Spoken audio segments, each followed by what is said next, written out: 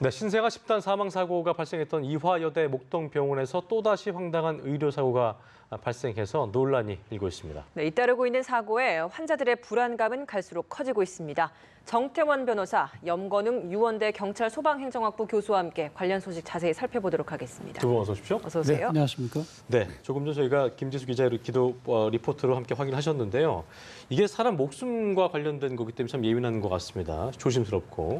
신생아 4명이 숨진 사건이 엊그제 같은데 또다시 의료사고가 발생을 했네요. 이대 목동병원. 어떤 사건인지 좀 먼저 짚어볼까요? 이번 사건은 굉장히 단순합니다. 예. 그 60대 이제 관절염 환자가 치료를 받으러 갔는데 예. 그 처방을 일주일에 6알을 먹는 것이 원칙입니다. 그렇게 예. 해야 되는데 이 전산 시스템이 잘못돼서 하루에 6알을 먹는 것으로 그렇게 처방이 됐다는 겁니다. 그래서 이 환자는 그 처방에 따라서 열심히 약을 먹었더니 며칠 지나서 입안이나 몸에 수포가 나오고 터지고 코와 입에서 피가 쏟아져 나와서 급히 가봤더니 이대 목동병원 사는 이야기가 처방이 잘못됐다.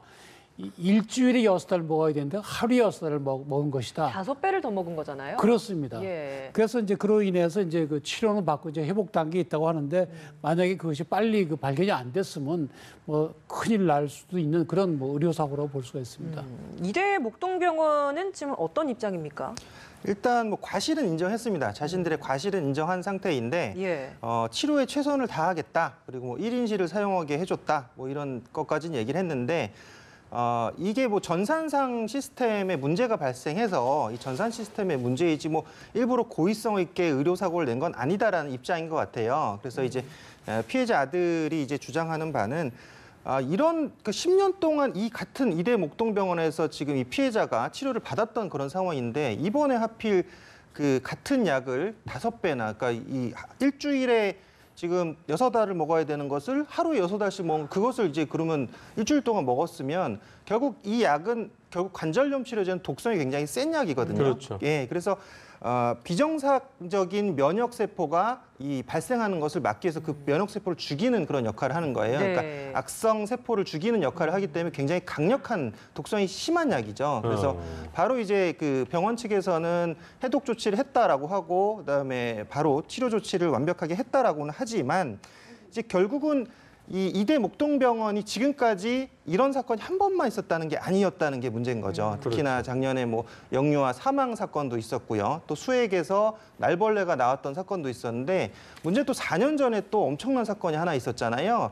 엑스레이를 찍고서 환자 엑스레이를 좌우로 바꿔서 봤죠. 그거를 진료를 했다. 그러면 내장 기관이 아예 바뀌어 버린다는 거거든요. 그럼 치료를 아예 할 수가 없는 거죠. 예. 사실은 당연히 오진이 나올 수밖에 없는 그런 문제들. 그래서 계속적으로 이렇게 지금 이대 목동병원이 실수로 했던 것들 이게 이제 국민적 관심을 받았던 부분인데 이 지역, 그러니까 목동 지역의 특징이 사실 이 대형 병원이 여기 하나밖에 없습니다. 이대 목동병원 외에는 뭐 신촌세브란스라든지 뭐 예. 구로 고대병원을 가야 되는 그런 상황에서 거점병원이에요. 그래서 종합병원, 거점병원이기 때문에 사람들이 당연히 믿고 신뢰하고 또 대학의 그렇죠. 이름을 갖고 있는 상황이니까 신뢰하고 갈 수밖에 없는데 이런 사고들이 계속 일어났다는 점이죠. 이게 아까 이제 그 교수님 말씀에 따르면 이대 병원 측은 바뀐 시스템에 익숙치 않은 의사의 단순한 실수라고 했는데 이거 되게 큰일 날 뻔한 거잖아요. 뭐 단순한 실수이지만 사람의 생명이 예. 왔다 갔다 하는 중요한 실수죠. 예. 그런 점에서 뭐 그 과실은 당연히 인정되는 거고요. 예. 피해자들 입장에서는 뭐 정말 하마터면 큰일 날 뻔했지 않습니까? 예. 그런 점에서 병원 측이 깊이 이제 사과를 해야 될 걸로 보이고요. 예. 그리고 이건 뭐 법률상도 명백히 의료 과실이 인정이 되는 거니까 이로 인한 그 환자의 모든 손해는 다 배상할 의무가 있습니다. 근데 이제 이런 경우에 이게 뭐 명백하지만 사실 뭐 이 정도 액수 가지고 소송을 가기는 쉽지 않을 수도 있거든요. 그래서 그런 경우에는 지금 한국의료분쟁조정중재원이라는 그런 기관이 있습니다. 그 기관에 신청을 하면 직접 뭐 서울역 앞에서 가셔도 되고 인터넷으로 신청을 해도 되고 이런 피해 상황을 신고해서 조정중재를 원한다고 하면은 굉장히 그 저렴한 비용으로 이런 그 환자들의 그런 그 피해를 그 중재나 조정을 통해서 회복하게 하는 그런 시스템이 있습니다.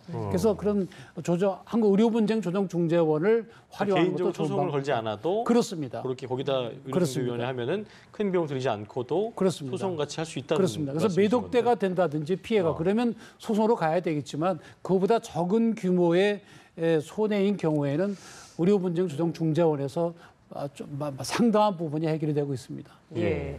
뭐 의료 분쟁에 대한 해결 방법도 좀 조언을 해주셨는데, 그렇습니다. 지금 이번 이 사건에 대해서 좀 더 들여다 본다면 사실 잘못된 약 처방을 한 것 자체도 문제이긴 합니다만 사후 조치도 문제였던 게 아들 측에서 지금 주장하는 부분이 처음에는 과실을 인정을 하고 다 치료될 때까지 다 치료될 때까지 이제 최선을 다해서 해주겠다라고 이야기를 했는데 그렇죠. 조금 나은 기미가 보이다 보니까 바로 퇴원을 강요를 네, 했다라는 그렇죠. 상황인데 예. 이거 좀 어떤 입장입니까? 그러니까 뭐 일단 우리는 할 만큼 했다라는 거죠. 이게 왜 그러냐면 이 의료기관에서 사고가 발생했을 경우 행정처분을 할 수 있습니다. 의료법상 행정처분을 할 수가 있는데 그러니까 시정명령을 한번 내리고요. 두 번째는 이제 업무 정지를 내리게 되는 그런 상황이 되는데요.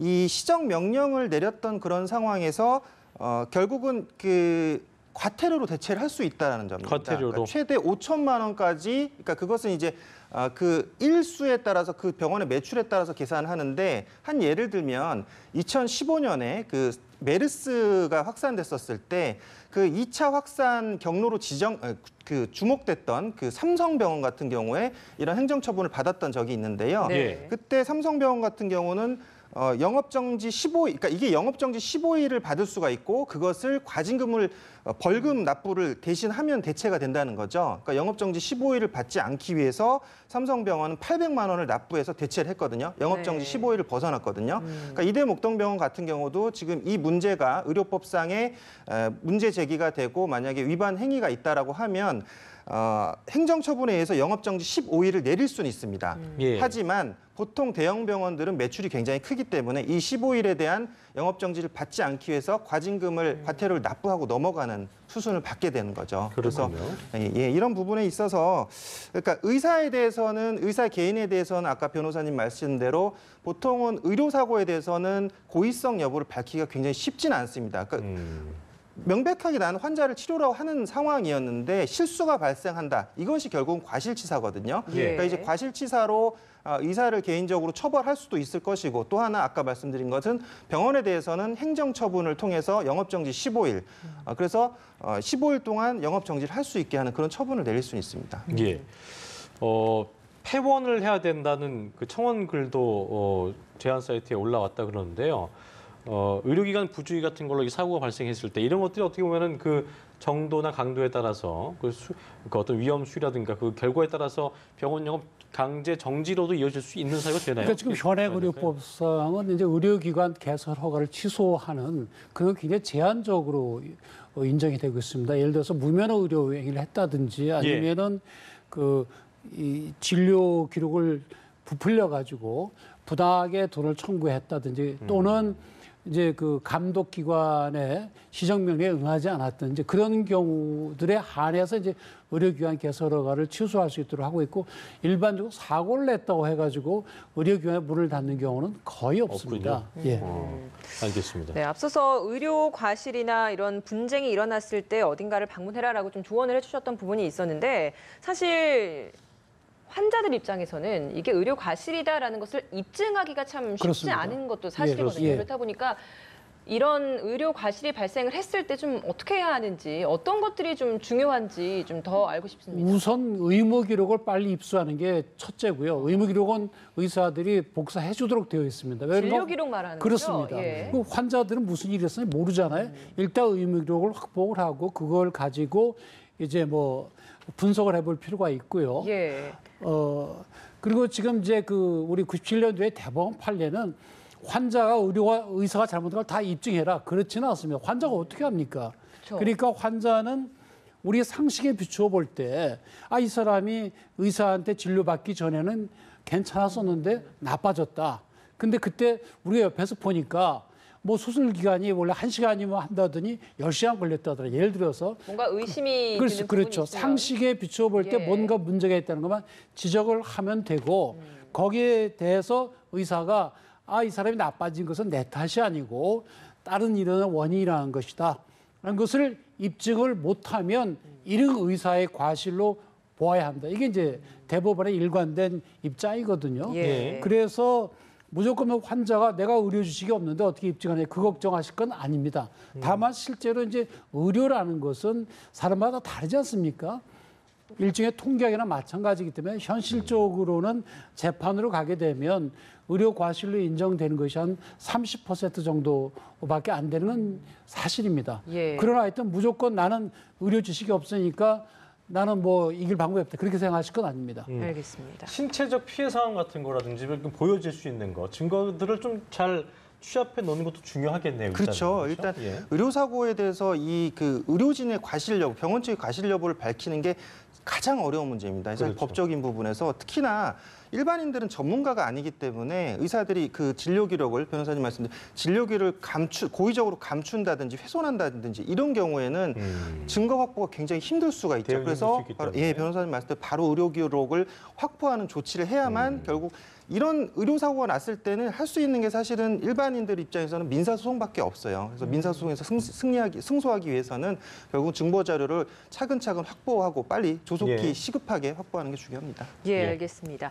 네, 이번엔 주제를 좀 바꿔보겠습니다. 배우 이서원 씨가 성추행으로 경찰에 입건되는 사건이 있었는데 이게 그렇습니다. 검찰로까지 다시 또 넘어갔다고 하더라고요. 어떤 사건입니까? 어떤 사건이건 형사 입건이 되면 그 사건은 경찰 수사를 통해서 최종적으로 검사가 기소 여부를 결정합니다. 그래서 죄가 인정이 되면 기소를 합니다. 벌금으로 하건 이게 이제 뭘로 이미 하건. 일이 발생한 지 좀 됐다라는 의미인 거죠? 그렇습니다. 예. 이게 한 달 이상 이제 그 전에 생긴 건데 배우 이서원 씨가 술자리에서 동료 여배우에 대해서 강제 추행을 했고 그래서 아마 이 여배우가 자기 남자친구에도 전화를 걸고 경찰에 출동을 해서 현행범으로 체포가 된 모양입니다. 예. 그래서 그리고 또 아마 술이 취해서 그랬는지 모르겠지만 흉기를 가지고 그 여배우를 협박까지 했다고 했기 때문에 아마 강제추행과 특수협박 두 가지 죄명으로 입건이 돼서 검찰로 넘어간 걸로 보이는데 검찰에서 수사를 해서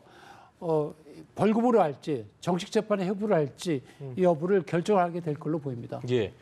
한 달 전에 발생했지만 어쨌든 그런 사건이 발생한 이후에도 개인적으로도 어떻게 보면 물론 술에 취한 상태였긴 했지만 범죄였기 때문에 상당히 좀 심적인 어떤 부담이 있었을 텐데 불구하고 문제는 이제 활동에 변화가 없었다는 거죠. 그냥 그렇죠. 버젓이 했다는 네. 것도 문제가 되고 있더라고요. 네. 일단 두 가지 측면에서 잘못된 부분이 보였는데요. 예. 첫 번째는 이 지금 이서원 씨 자체의 행동들이었습니다. 이서원 씨가 4월 8일에 지금 혐의가 적용돼서 그 조사를 받았던 그런 상황에서 예. 지금 시점이 한참 지난 그 상황에서 계속적으로 활동을 해왔다는 거죠. 예. 일단은 이 상황을 밝히지도 않았고 반성한다라는 얘기도 없었는데 그냥 태연하게 평범하게 그냥 방송 활동을 계속 해왔다는 거예요. 예. 근데 이서원 씨 같은 경우는 특히나 지금 주목받고 있는 신예거든요. 예. 그러니까 그 공중파의 한 음악 방송 MC를 하면 스타가 되는 지름길이에요. 그렇죠. 예. 박보검 씨가 했던 그 예, 음악 예. 방송인데 그게 거기 맡아서 지금 후속으로 지금 후임으로 지금 하고 있거든요. 그만큼 주목을 받고 있고 지금 음악 방송 MC도 이 지금 사건 이 사고 이후에 계속 진행을 하고 하다가 있었고요. 이제 하차한다 하더라고요. 네, 지금 이제 하차한다 예. 하겠지만 계속 밝히기 전까지 진행을 하고 있었고 후속 드라마를 또 촬영하는 준비도 하고 있었고 예. 특히나 또 이제 네티즌들이나 지금 뭐 시청자분들께서 좀 화가 나실 수밖에 없는 부분이 지난 6일 날 개인 SNS에다 뭐 하늘팔이라는 이름의 제목으로 사진을 올렸어요. 뭐 하늘을 뭐 사진을 찍어가지고 올렸다. 그러니까 그러니까 그런 것들이 결국 반성하는 태도가 전혀 없었던 것 아니냐라는 문제였고 또 하나는 이 소속사에서 전혀 몰랐다라고 했다는 거죠. 이런 사건이 있었던 것 자체를 난 몰랐다. 이런 성추행이 있었던 걸 전혀 그럼 몰랐다라고. 소속 배우의 관리가 좀 미흡했다라는 부분도 또 연결 지어볼 수 있는 그렇죠. 아, 당연하죠. 네네. 왜냐하면 소속사라고 하는 것은 왜 소속사가 필요하냐면 그 배우의 사생활까지도 다 관리하고 스케줄까지 다 또 관리해주는 대응을 역할을 하는 대신해주고. 것이거든요. 예. 그렇죠. 그러면 개인으로 활동하는 게 사실 더 낫죠. 예. 수익도 더 많이 얻을 수 있고. 그러니까 그런 것들 모두 관리해주는 그 소속사가 결국은 이 소속사의 배우를 관리하지 않았다. 이건 뭐 어떻게 보면 직무유기에 해당할 수도 있는 부분일 수도 있어요. 넓게 예. 보면. 예. 알겠습니다. 알겠습니다. 또 다른 이야기가 있었던 게 유튜버가 강제로 노출 사진 촬영을 당하고 해당 사진이 또 유포되는 일이 있었다라고 하는데 이건 또 어떤 일입니까? 예, 그러니까 이제 그 피팅 모델을 구한다고 하면 이제 인터넷에 띄워둔 걸 보고 예. 찾아가서 피팅 모델을 하는 줄 알고 갔더니 사실은 거기에서 그 촬영장에서 문을 걸어 잠그고 굉장히 그 야한 옷을 입히고 또 여러 사람이 둘러서서 사진을 찍었는데 원래 자기가 생각했던 그런 사진이 아니라 예. 신체의 중요한 부위가 노출될 수 있는 그런 사진을 강제로 찍고 본인이 그걸 거부했더니 그러면 너 이 손해배상 다 해라. 어? 네 어떻게 다 책임질래? 이런 식으로 협박을 해서 여러 차례 사진을 찍었고 그 뒤에 그걸 이제 일반 인터넷 사이트에 올렸다는 것이거든요. 그래서 그 피해자의 말에 의하면 결국 그거는 그 신체 부위를 그렇게 만졌다고 한다면 그건 강제추행에 해당될 것이고 예. 또 본인의 의사에 반해서 촬영을 했다 그러면 성폭력죄에 있는 그 카메라 등을 이용한 그런 그 촬영으로 인한 범죄가 되고 그걸 또 유포한 배포해서 것도 그것도 또 또 있죠. 처벌을 받게 되고 이렇게 되죠. 그래서 예. 아마 이게 좀 피팅 모델이라는 이름으로 이렇게 나이가 어리고 경험이 부족한 이런 그 젊은 여배우 지망생들을 이렇게 유혹을 해서 강조를 하는 경우가 종종 있는 모양인데 예. 어떤 경우에도 거기에 그 속아 넘어가서는 안 되겠다는 것을 이번에 보여주고 있습니다. 그러니까 본인이 좀 이제 외모 괜찮다거나 좋은 평을 받는 그런 사람들이라면 그런 친구들일수록 더 저기 조심을 좀 해야겠네요. 그렇죠. 경기를 하고 조심해야죠. 또. 그러니까 네.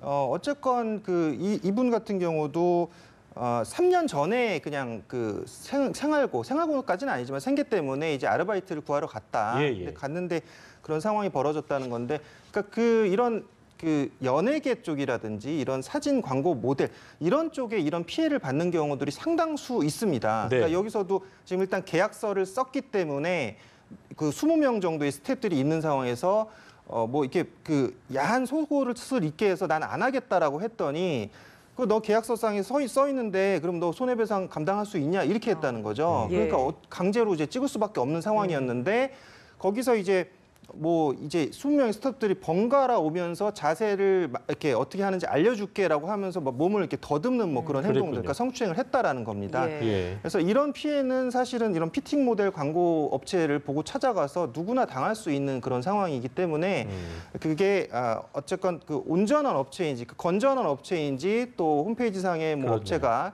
정확한 업체인지 좀 파악하고 가서 또 계약서도 꼼꼼히 보신 상태에서 이렇게 사진을 찍으시는 게 좋을 것 같아요. 계약서에 서명했다 겁을 먹을 것은 아닌 것이요. 예. 저 피팅 모델을 알고 갔으면 그 계약서도 피팅 모델로 되어 있을 거 아닙니까? 예. 피팅 모델이라는 건 뭔가 하면 디자이너들이 옷 만들 때 이게 대충 잘 됐나 한번 보기 위해서 입혀보는 거거나 아니면은 어떤 옷이나 액세서리 이런 거를 광고하기 위해서 찍는 그런 용의 모델이거든요. 예. 그렇다고 한다면 이 지금 피해자에게 그 향한 그런 그 카메라들의 그런 각도라든지 그런 걸로 보면 피팅 모델 전혀 관계없는 거거든요. 그렇다면 그 계약서는 관계가 없는 거죠.